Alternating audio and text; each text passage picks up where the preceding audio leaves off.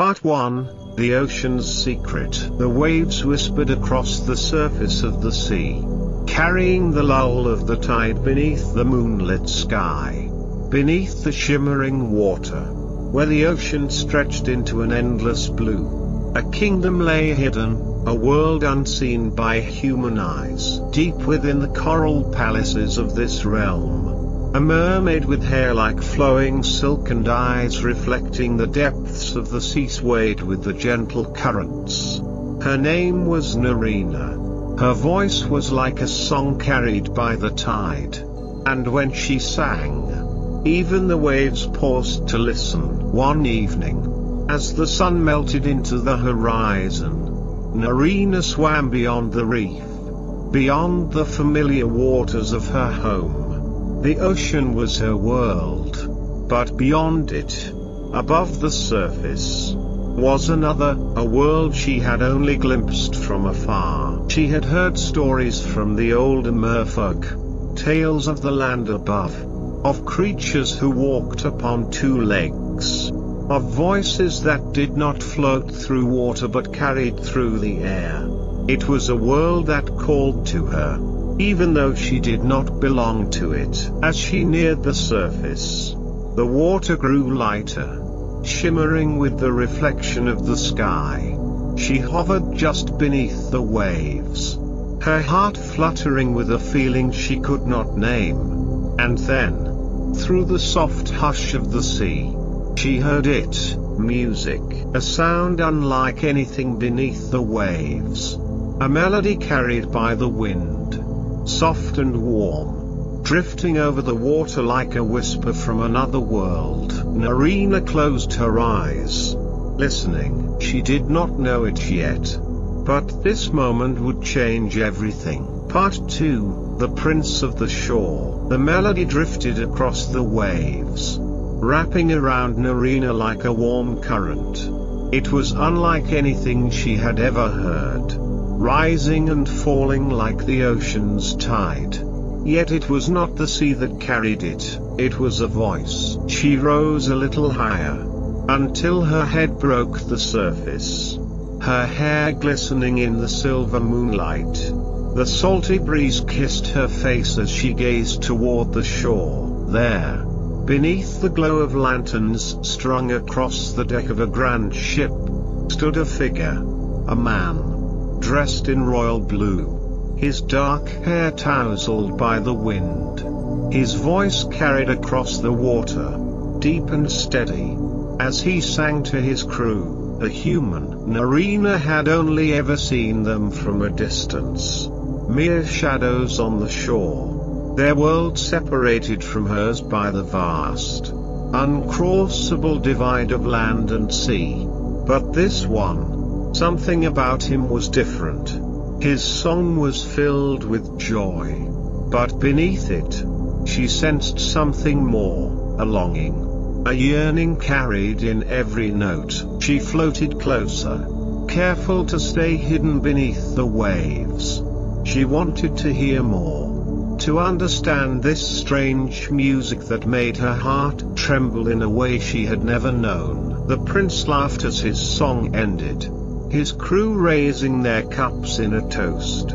But even as he smiled, his gaze drifted beyond the deck, toward the endless sea, as if he, too, were searching for something just out of reach. For a long while, Narrator simply watched, and then, the wind shifted. Dark clouds began to gather on the horizon. The waves that had been so calm just moments before stirred with restless energy. The ship's lanterns flickered, and the air grew heavy with the scent of an approaching storm. Narrator's heart tightened. She had lived in the sea long enough to know what was coming. A storm, a great one, and the prince's ship was directly in its path. She had never touched the human world before, never dared to interfere. But as the first crack of thunder echoed across the sky, she knew, tonight, everything would change. Part 3, The Storm's Embrace. The wind howled through the sails, tearing at the ship as it rocked violently against the rising waves. Lightning split the sky, illuminating the desperate faces of the crew as they fought against the storm. The prince stood among them, his voice steady as he shouted commands. But even he could not tame the fury of the sea. Narina watched from beneath the water, her heart pounding with the rhythm of the storm. The ocean churned around her, restless and wild. But she was not afraid.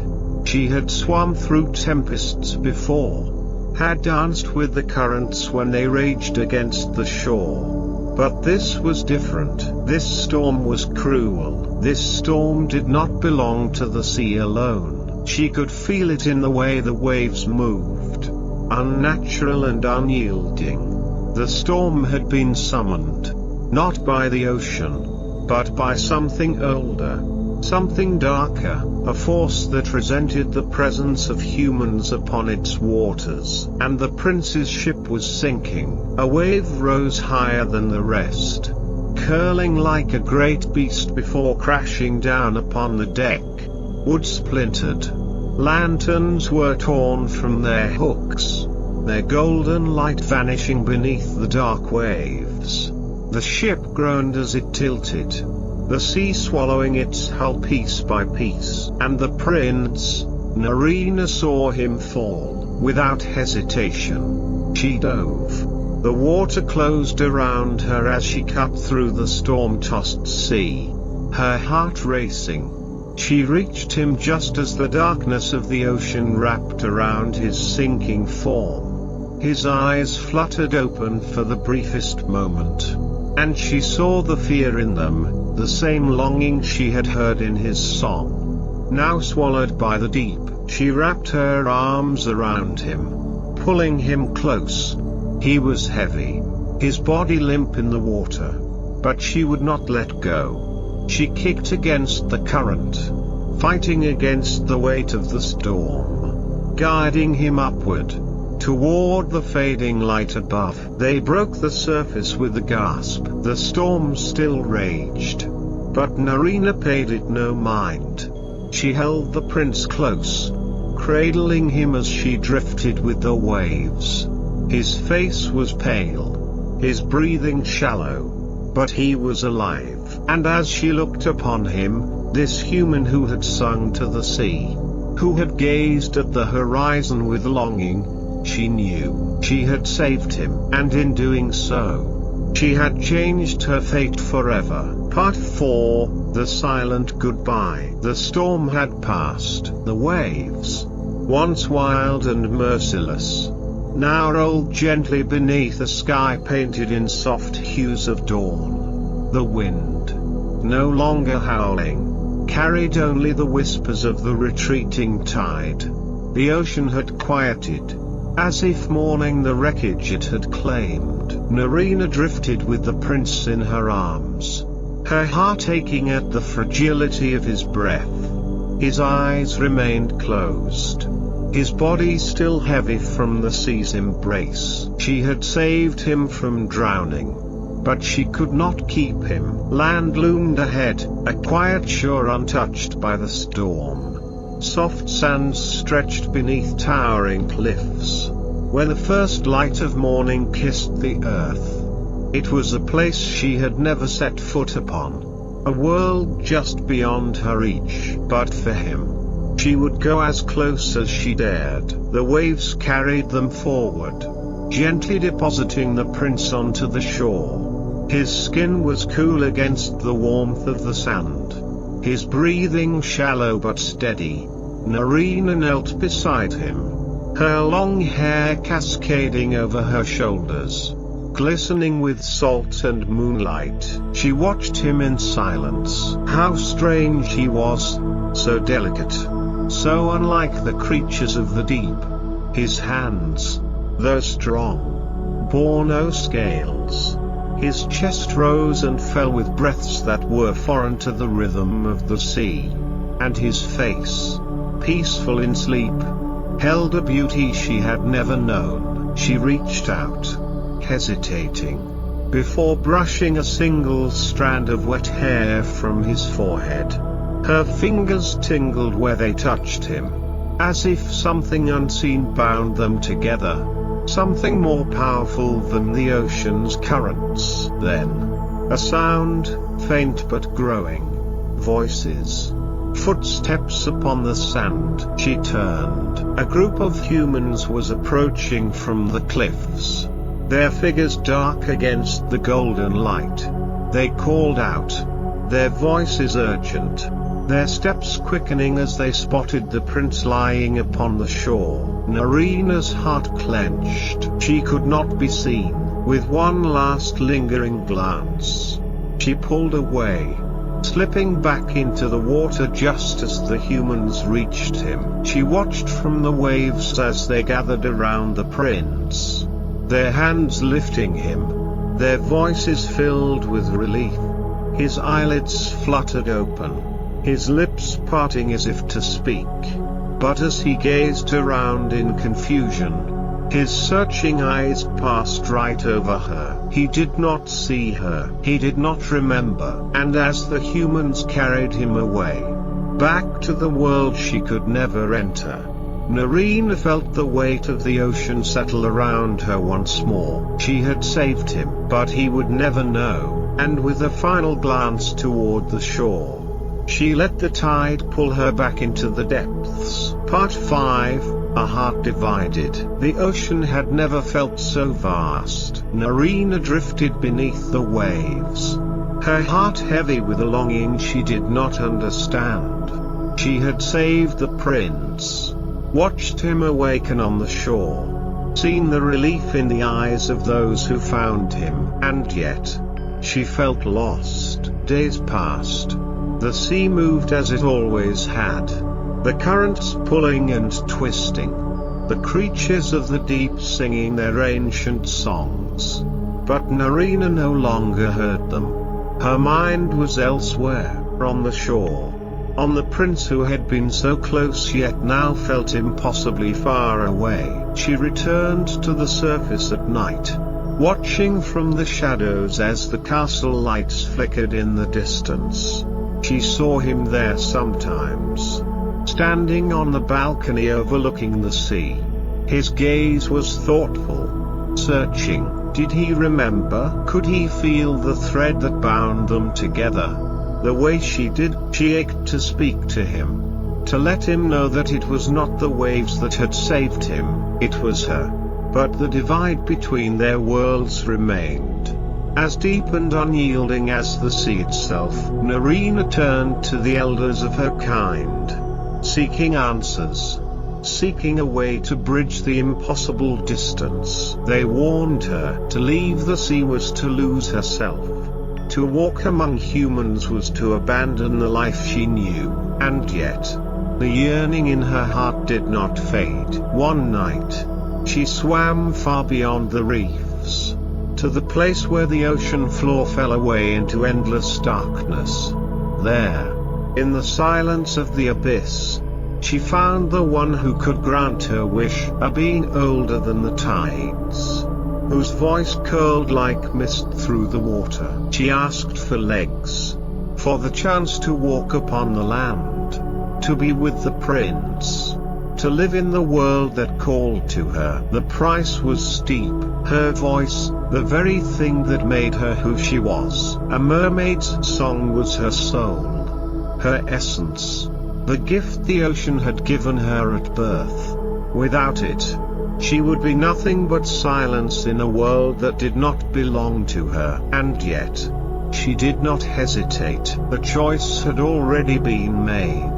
The moment she pulled the prince from the sea, the moment she saved him, she had given her heart away. The deal was struck. Pain like fire burned through her body as the ocean twisted and reshaped her, pulling away the very thing that had made her part of the sea.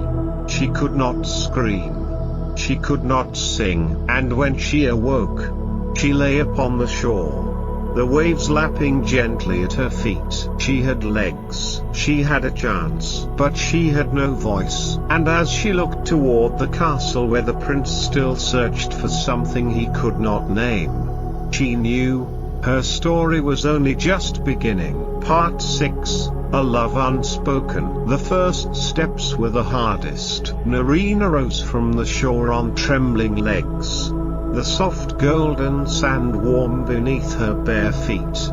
The wind whispered through the trees, carrying the scent of salt and flowers. And the sky stretched endlessly above her, a world she had only ever seen from below. She was here, on land, but she was silent. The ocean had taken her voice, sealing it away beneath the waves. She could not sing, she could not call out his name, and yet, the castle stood before her, its spires reaching toward the sky, and within its walls, the prince. She walked. Each step was unfamiliar, unsteady, but she did not stop.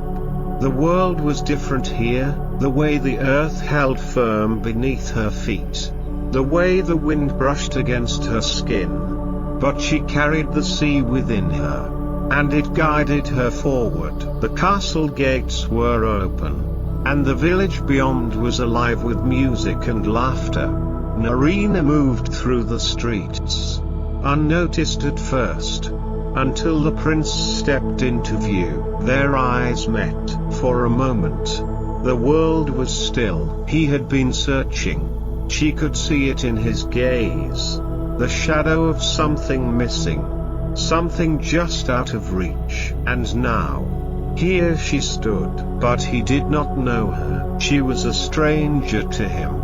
A girl with quiet eyes and an unspoken heart.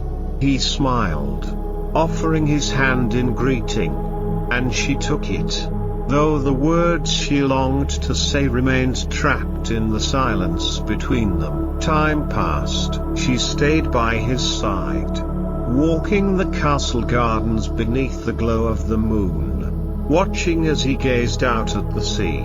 He spoke to her, telling stories of the storm, of the girl who had saved him, a girl he could not remember, only feel, as if she were part of him, lingering just beyond his reach. Narina wanted to tell him, she wanted to speak, to let him hear her voice, to sing the song that had once carried across the waves, but she could not. And then, one evening, another arrived, a girl from a distant kingdom, with a voice as sweet as the dawn, singing a song that wrapped around the prince like a tide. His heart stirred, not because of the song itself, but because of something it awakened within him, a memory, a feeling, something lost beneath the surface of his mind. Narina watched as he turned toward the girl, drawn to the music,